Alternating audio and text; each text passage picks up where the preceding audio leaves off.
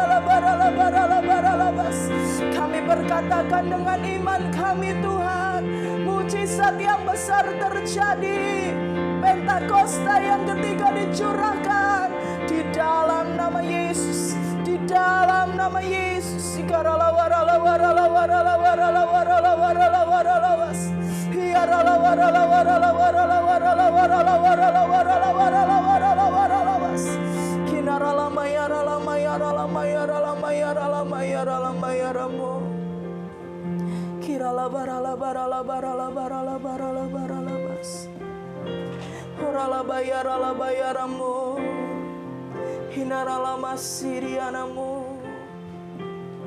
Kami tahu Roh Kudus-Mu dicurahkan hari-hari ini Tuhan. Dicurahkan secara dahsyat, dicurahkan secara luar biasa ya Tuhan. Kami mengucap syukur kami punya Allah seperti Engkau, Allah yang hidup, Allah yang dahsyat. Biarkanlah kami terus menanti-nantikan pencurahan Roh Kudus, menanti-nantikan Pentakosta yang ketiga yang sedang bekerja. Kami tahu ini yang terbesar dan yang terakhir ya Tuhan. Biarkanlah hati kami tetap percaya, hati kami tetap kuat ya Tuhan. Dan kalau sebentar Tuhan kami akan mendengarkan sebagian dari firman-Mu, biarkanlah Tuhan kami membuka hati kami sehingga firman-Mu menjadi kekuatan buat kami. Berkati hamba-Mu yang akan menyampaikan firman-Mu ya Tuhan.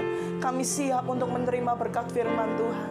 Hanya di dalam nama Yesus kami berdoa mengucap syukur. Yang percaya bersama-sama katakan amin.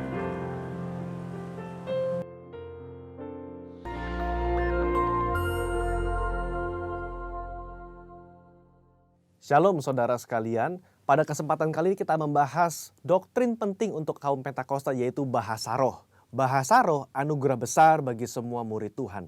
Di luar sana ada banyak pertanyaan dan perbincangan mengenai bahasa roh. Dan pada kesempatan kali ini kita membahas 3 pertanyaan yang sering ditanyakan oleh jemaat. Yang pertama, apakah bahasa roh bisa dipelajari?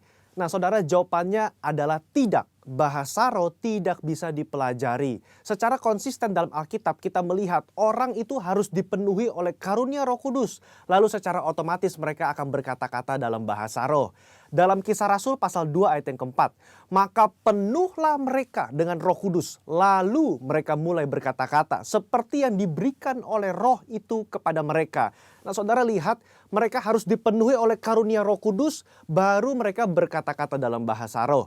Contoh kedua, dalam Kisah Rasul 10 ayat 44-46. Ketika Petrus berkhotbah di keluarga Kornelius, maka turunlah Roh Kudus dari atas lalu memenuhi keluarga Kornelius. Dan mereka berkata-kata dalam bahasa roh. Jadi saudara, kita jelas bahwa bahasa roh itu secara otomatis diberikan langsung oleh Roh Kudus, bukan oleh manusia. Karena itu kita percaya tanda awal orang dibaptis Roh Kudus adalah dia berkata-kata dengan bahasa roh. Pertanyaan kedua, apakah orang yang tidak berbahasa roh akan masuk neraka? Jawabannya jelas tidak saudara. Kenapa? Karena urusan surga dan neraka itu mengenai keselamatan. Dan orang percaya kita selamat by grace through faith. Karena kasih karunia melalui iman. Tidak ada indikasi mengenai bahasa roh. Meskipun begitu, orang percaya akan kehilangan manfaat besar kalau mereka tidak berbahasa roh. Ada beberapa manfaat yang dijelaskan oleh Alkitab. 1 Korintus pasal 14 ayat yang keempat mengatakan begini.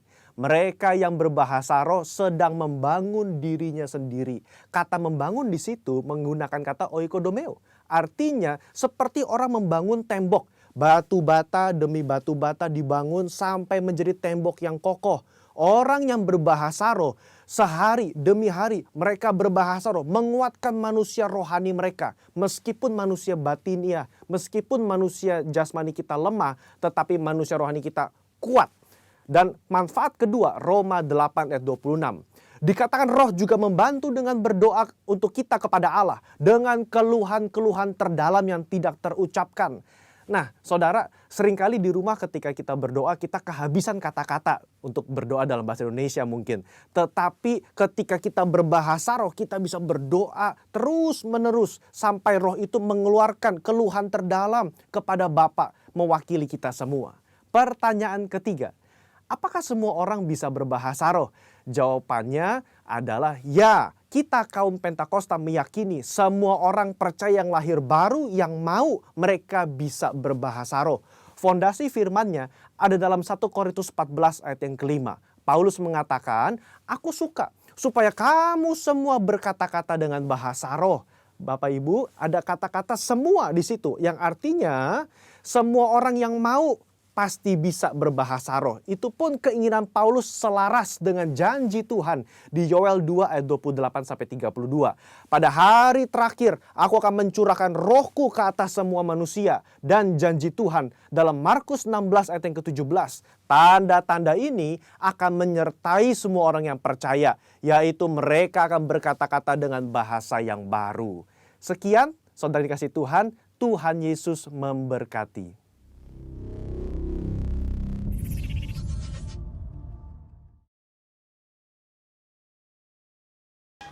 Ya shalom saudaraku, selamat berjumpa lagi di bulan Mei. Kita akan sama-sama share pada hari ini, yaitu tentang Hari Pentakosta. Ya, hari-hari ini kita sedang merayakan 10 Hari Pentakosta. Oleh sebab itu, mari kita akan lihat di dalam Kisah Rasul pasal yang pertama ayat yang ke-8. Di sana dikatakan apa? Tetapi kamu akan menerima kuasa kalau Roh Kudus turun ke atas kamu, dan kamu akan menjadi saksiku di Yerusalem dan di seluruh Yudea dan Samaria dan sampai ke ujung bumi. Jadi di sini dikatakan, Bu Saudara, pada hari Pentakosta, yaitu di dalam Kisah Rasul pasal yang pertama ayat yang ke-8, kita tadi melihat dan mendengar bahwa apa yang disampaikan firman Tuhan, kita, kamu, Anda, saya akan menerima. Perhatikan, ada kata menerima, ya. Orang itu kalau menerima berarti sebelumnya minta, ya. Minta maka akan diberikan kepadamu. Ketuk maka pintu akan dibukakan bagimu dan sebagainya, Bapak Saudara. Ya. Jadi pada hari ini mari saudara yang belum dipenuhi Roh Kudus, sebentar ketika kita sudah akhiri firman Tuhan ini, kita akan sama-sama berdoa, saudara dan saya minta. Minta kepada siapa? Minta kepada Tuhan Yesus supaya hari ini terjadi Anda dan saya dipenuhi Roh Kudus, dan lewat Roh Kudus yang turun atas hidup kita pada hari ini, Alkitab berkata, maka kita akan menerima kuasa. Ya, jadi sejak manusia jatuh di dalam dosa, Alkitab berkata, mereka kehilangan kemuliaan Tuhan. Mereka kehilangan kuasa ilahi. Mereka kehilangan otoritas. Tapi hari ini, lewat peringatan 10 hari Pentakosta, hari ini khususnya saudaraku, kita akan menerima kuasa.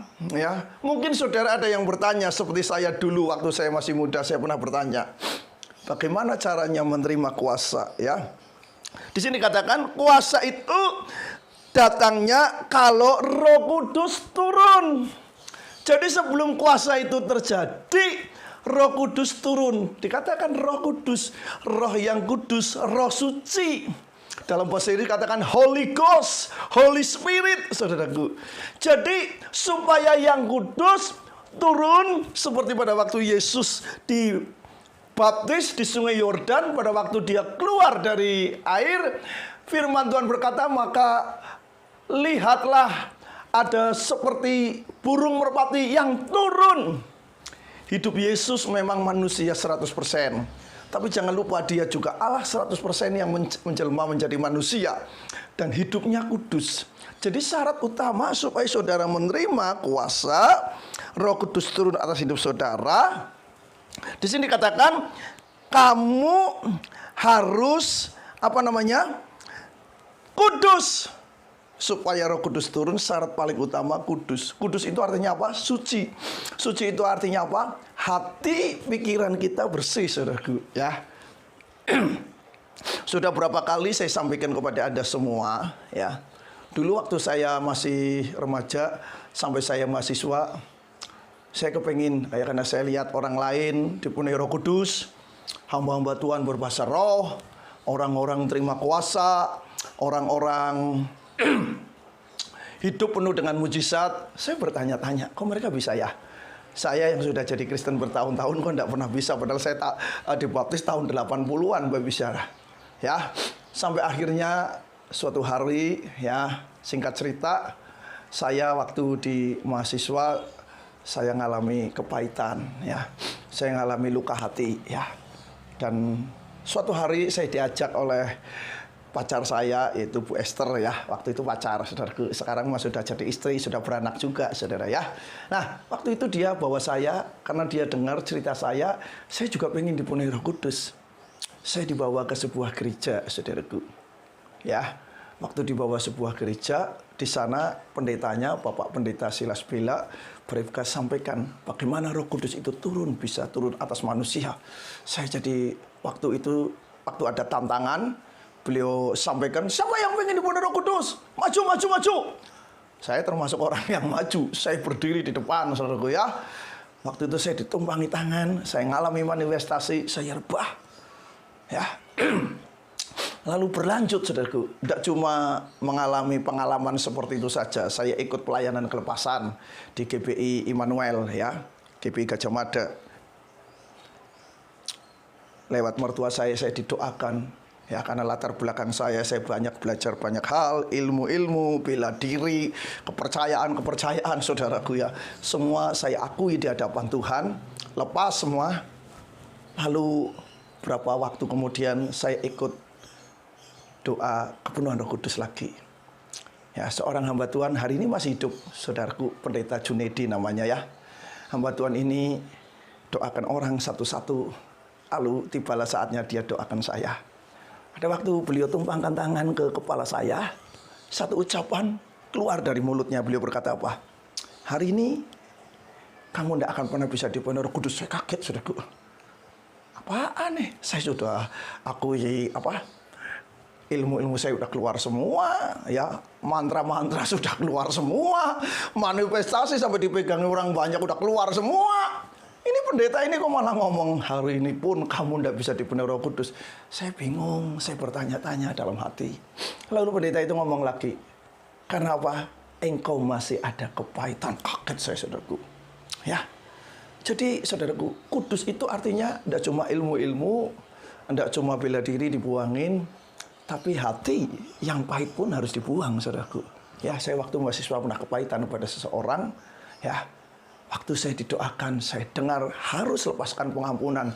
Saya terus terang di dalam hati saya berontak. Saya bilang, wah, enggak dipenuhi Roh Kudus, enggak apa-apa. Tapi pendeta itu terus ngomong, saudaraku. Terus mengucapkan. Sampai akhirnya hati saya enggak kuat. Dan saya berkata, Tuhan, mampukan aku. Aku lepaskan kemampuan untuk mengampuni, untuk melepaskan pengampunan, ya. Jadi mengampuni itu tidak gampang, saudaraku. Memberi pengampunan, ya, kalau memberi barang gampang, saudaraku, apalagi kepada orang yang dicintai, ya. Tapi kalau lepaskan pengampunan, orang yang pernah disakiti, orang yang pernah dilukai, itu tidak mudah, saya jujur. Ya, tapi hari itu dengan kuasa Tuhan tentunya, ya. Seorang yang bernama Yabes, dia lepaskan pengampunan. Dan pada waktu saya lepaskan pengampunan, pemulihan terjadi dalam hidup saya. Dan tidak lama juga, dalam waktu yang sekian, ya, cuma berapa menit, saudaraku, Roh Kudus turun yang aku rindukan selama ini. Saya mulai bermanifestasi berbahasa roh. Ya, belum lancar, saudaraku, namanya seperti orang belajar ngomong. Tapi saya rasakan hari itu Roh Kudus yang turun atas hidup saya menjadikan ada satu kuasa. Lah, ini, saudaraku. Kuasa untuk apa yang Tuhan rindukan, saudaraku? Memang lewat kuasa, saudara dan saya dikasih kuasa, karunia-karunia mulai terjadi. Dikatakan ada 9 karunia. Itu akan menyertai orang-orang percaya, saudaraku. Tapi lebih daripada itu, firman Tuhan berkata pada hari ini, Tuhan rindu lebih daripada engkau terima kuasa. Yaitu yang pertama dikatakan, kita akan menjadi saksi. Saksi itu orang yang berbicara tentang sesuatu hal yang sesungguhnya. Tentang siapa? Dikatakan menjadi saksiku, menjadi saksinya Tuhan. Jadi setelah saudara menerima kuasa, pengalaman saudara bersama dengan Tuhan, keajaiban pribadi yang saudara alami bersama dengan Tuhan, kelepasan yang saudara alami bersama dengan Tuhan, kesembuhan yang saudara alami bersama dengan Tuhan, hari-hari ini saudara mulai saksikan. Di mana? Yang pertama di Yerusalem. Di Yerusalem itu di rumah tangga kita, ya. Saudara di rumah tangga jadi berkat atau tidak? Lah, kalau ada Roh Kudus harus jadi berkat, ya. Kalau suatu saat yang namanya manusia bisa keperucut salah ngomong, ya, lalu mungkin salah satu anggota rumah tangga kita sakit hati dengan kita, minta maaf, itu gentle, ya. Maka nanti di rumah saudara, saudara akan jadi saksi. Lalu dikatakan yang kedua, di seluruh, ya, seluruh itu berarti kapasitasnya lebih besar. Ya, lumbungnya lebih gede, ya. Di keluarga besar, di orang-orang lingkungan saudara, sesama anak Tuhan, ya. Makanya saya selalu berkata, kalau utang jangan lupa apa, saudaraku? Bayar. Ya, utangnya mintanya baik-baik, bayarnya pun jangan sampai harus dipaksa, ya, supaya kita tetap jadi saksi, ya. Kenapa? Utang itu kita sepakat, saudaraku. Kapan bayarnya? Jangan setelah jatuh tempo hilang. Nah, itu saudaraku, itu orang yang tidak jadi saksi. Apalagi kita sudah berpredikat kita ini anak Tuhan, amin, ya. Hidup yang benar, bisnis yang benar, saudaraku, ya. Jangan karena lagi kepepet lalu menghalalkan banyak cara, itu juga salah, saudaraku. Dosa di hadapan Tuhan, nanti bayar harganya mahal, ya. Lalu dikatakan apa? Di Samaria. Ya, saya sering kali dalam tanda kutip saya berkata Samaria itu samar-samar, ya. Orang-orang di luar yang ketoknya ke gereja tapi masih, ya, mungkin orang yang belum bertobat, gitulah istilahnya, saudaraku, ya. Seperti perempuan Samaria, ya, yang ketemu dengan Yesus, ya. Mereka kadang masih senang-senang berhala juga, ke gereja, saudaraku, ya. Punya agama, tapi masih percaya dengan dukun-dukun dan sebagainya, ya. Penyembahan di gunung-gunung dan sebagainya, ya. Di sana pun saudara harus jadi berkat. Lewat apa? Tutur kata kita. Lewat apa? Perbuatan saudara. Lewat apa? Cara hidup kita. Rumah tangga kita disorot juga oleh orang luar, ya, saudaraku. Hubungan rumah tangga kita pun akan dilihat. Hubungan kita seperti saya pendeta dengan jemaat pun akan dinilai oleh banyak orang, ya. Nanti menyusul sampai ke ujung bumi. Kalau saudara mungkin ada panggilan seperti saya, mungkin penginjil juga, akan pergi ke tempat-tempat tertentu, saudaraku. Nah, selain daripada terima kuasa, ya, dikatakan saya tadi ngomong, kita pun akan terima karunia-karunia. Jadi di hari-hari Pentakosta setelah mereka penuh dengan Roh Kudus, ya, dikatakan Kisah Rasul 2 ayat yang 4, murid-murid itu penuh dengan Roh Kudus di Yerusalem. Yang terjadi, saudaraku, murid-murid seperti Petrus, ya, ini Petrus itu contoh paling gampang. Dikatakan di Kisah Rasul pasal yang kedua ayat yang keempat, maka bangkitlah Petrus berdiri dengan ke-11 rasul itu, dan dengan suara nyaring ia berkata kepada mereka, hai kamu orang Yahudi dan kamu semua yang tinggal di Yerusalem, ketahuilah, camkanlah perkataanku ini. Orang-orang ini tidak mabuk seperti kamu sangka, karena hari baru pukul 9. Tapi itulah yang difirmankan Allah dengan perantara Nabi Yoel, dan sebagainya, ya.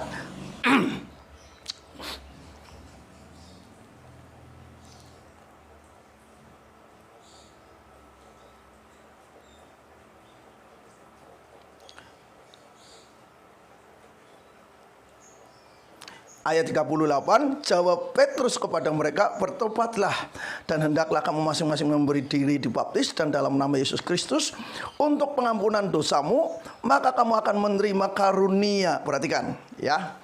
Jadi Rasul Petrus yang dulunya pernah menyangkal. Kita pasti pernah menyangkal Yesus, amin.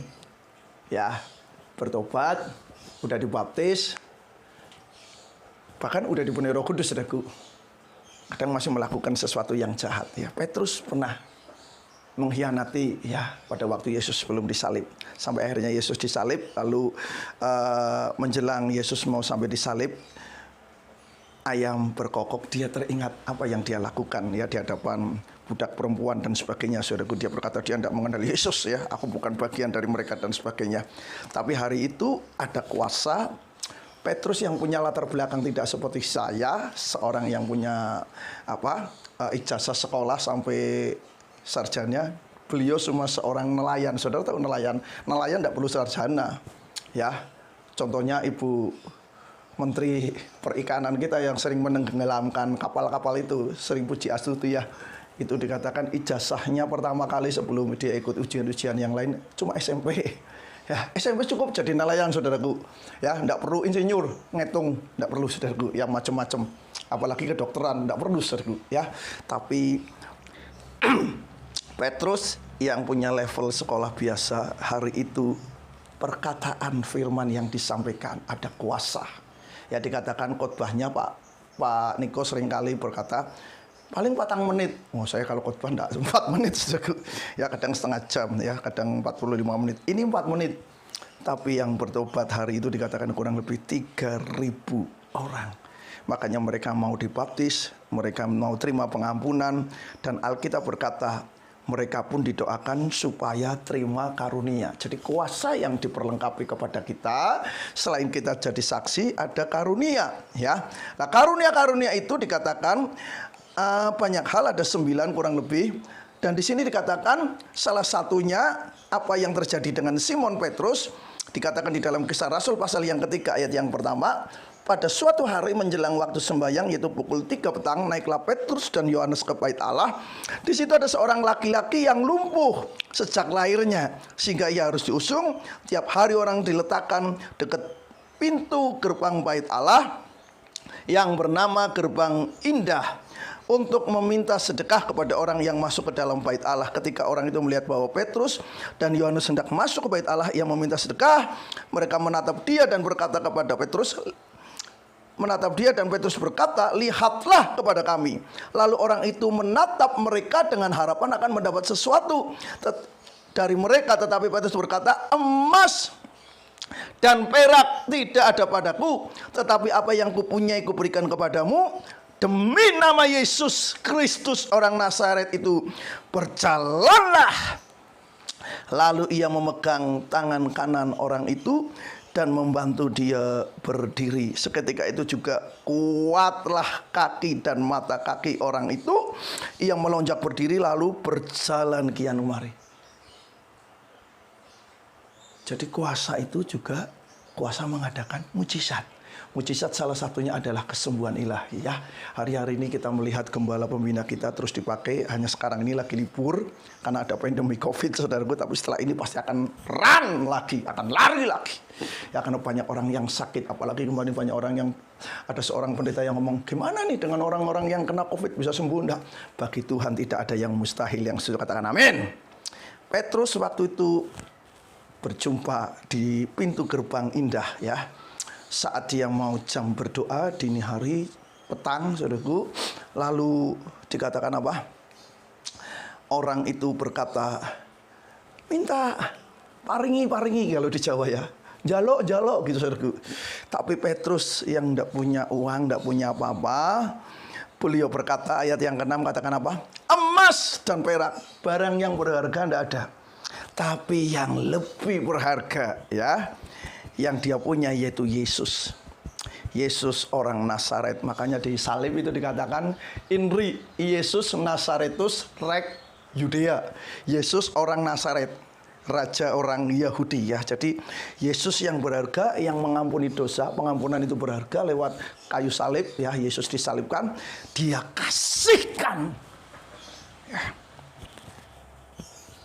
Pada waktu si lumpuh ini dengar itu, saya percaya Tuhan, percaya saudaraku ya. Mulutnya Petrus penuh dengan kuasa lalu ngomong. Pak Niko ngajarin kita hari-hari ini, kalau kita percaya kita akan apa saudaraku? Berkata-kata ya, seperti kita ngomong atas COVID-19, krisis ekonomi, diam, tenang. Sekarang udah tenang, sebentar lagi diam saudaraku. Amin ya. Petrus itu si contoh, karena dia percaya, dia berkata-kata, habis berkata-kata. Orang yang percaya lakukan perbuatan. Dia ulurkan tangannya dan si lumpuh menjangkau tangan. Ya, jadi yang satu berkata-kata, yang satu respon. Ya, saudara udah sembahyang tapi tidak percaya ya, yang lumpuh tambah lumpuh, yang sakit mati karena sakitnya, saudaraku. Ya, percaya itu tidak gampang. Jadi percaya itu ya respon. Firman Tuhan didengar, saudara respon, lalu saudara berinteraksi, saudara bergerak, saudara menyambut apa yang menjadi saudara percayai. Si lumpuh menangkap uluran tangan Petrus. Pada waktu dia pegang, ada satu kuasa yang mengalir dalam hidupnya. Sehingga tadi dikatakan apa? Seketika, wah, mujizat itu memang dahsyat, saudara. Waktunya Tuhan ya. Kuat ya, yang lumpuh kuat kakinya dan mata kakinya. Dan Alkitab berkata, dia bisa berdiri. Hari ini banyak di antara kita dengar di luar. Ya, tadi pagi saya dengar kabar, ya saudaraku, akibat PSBB, ya, pembatasan skala besar itu ya. Di kota-kota gede di Indonesia, di luar negeri ya, seperti beberapa waktu yang lalu saya dengar di Uni Soviet karena orang tidak nurut, 800 singa dilepas di tengah kota, ya, ndablek-ndablek. Ya, harusnya ke Indonesia perlu juga dilepaskan macan Sumatera, saudaraku ya, supaya orang tidak ndablek. Lah, ini saudaraku, akibat itu ekonomi lockdown, calm down, ya, mandek ya.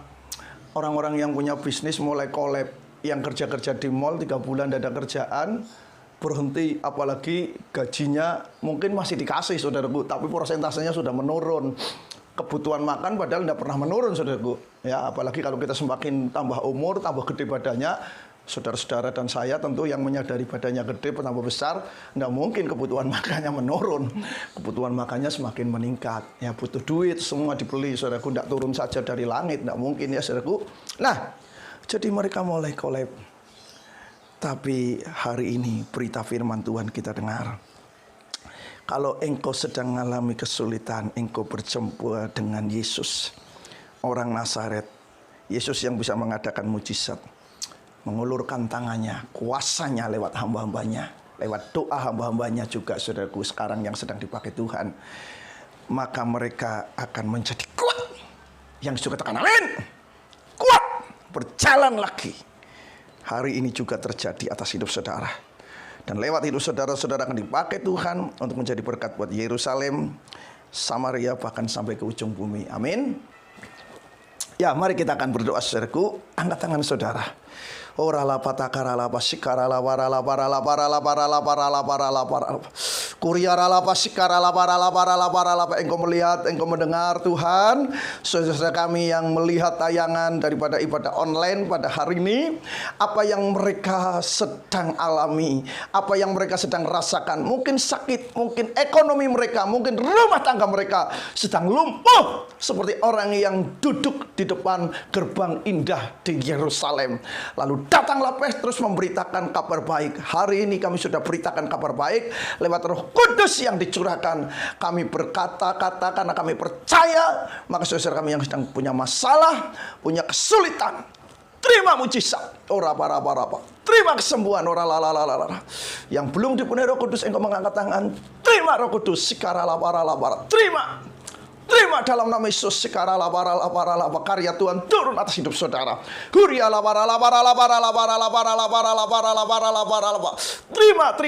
dalam nama Yesus. Kami bersyukur Tuhan. Haleluya. Hadirat Tuhan itu yang menyembuhkan. Hadirat Tuhan itu yang memberkati. Terpuji buat namamu ya Bapa. Firman-Mu sudah hamba sampaikan memberkati kami semua. Dan kami akan terima berkat Tuhan. Dia memberkati setiap kami berkelimpahan, melebarkan kemah kediaman kita ke kiri ke kanan, sehingga pengaruh pelayanan kita saudara makin hari makin dahsyat, makin hari makin luar biasa, lebih lagi berani libatkan Tuhan. Maka Tuhan tentu sanggup mampu buat kita berhasil beruntung. Orang-orang sekitar saudara melihat Kristus Yesus Tuhan itu nyata. Yang percaya bersama-sama dengan saya berkata amin. Selamat hari Minggu, Tuhan Yesus berkati saudara semua. Haleluya.